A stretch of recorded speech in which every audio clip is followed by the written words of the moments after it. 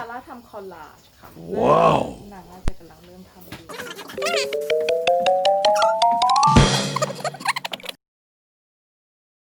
เล็กๆน้อยๆทำภาษาคุณแม่มันอยู่บนสีขาวมาจะได้เพราะว่าอันต้องสายแสงใช่ปะใช่ค่ะเวลา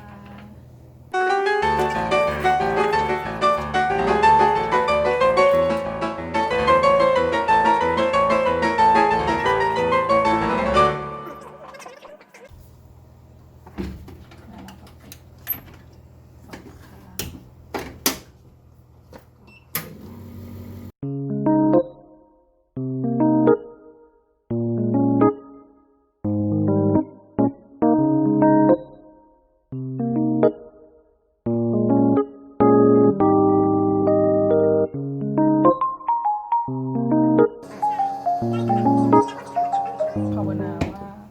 นางไม่ร้อนหรอสำเร็จด้วยเถิดนางไม่ร้อนหรอพี่การไม่ร้อนนะเป็นแบบแค่ไฟนางเริ่มขึ้นแล้วนางก็จะเริ่มขึ้นมานางขึ้นมาแล้วเราก็จะช่วยนางเลย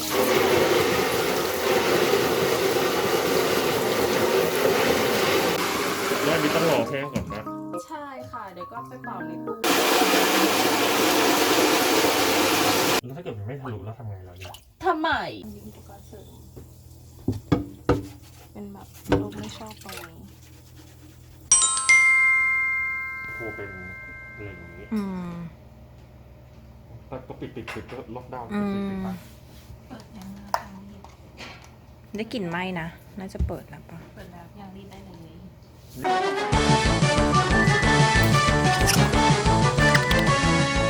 ก็คือถ้าเกิดจะให้มันดูแบบแต่อันนี้ลงไปให้มันแบบดูเป็นอะไรพี่ค่อยๆคน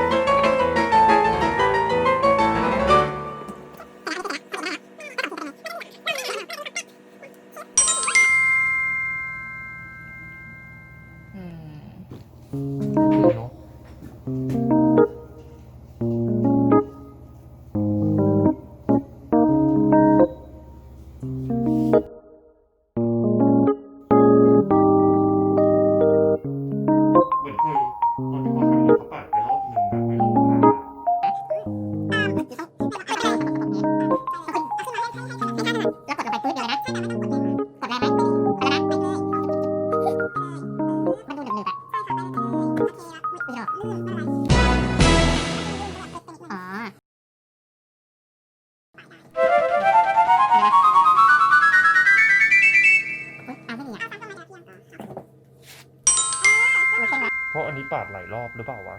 ใช่เพราะว่า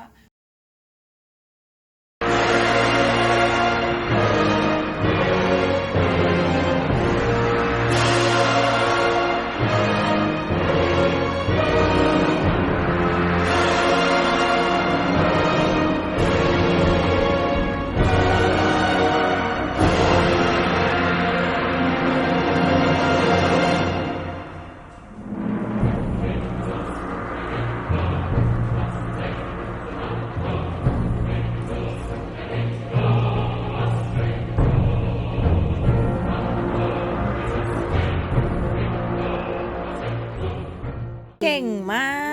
กโอ้ยสวยจังเลยขึ้นก็ดีแต่เดี๋ยวถึงแจกสวยที่สุด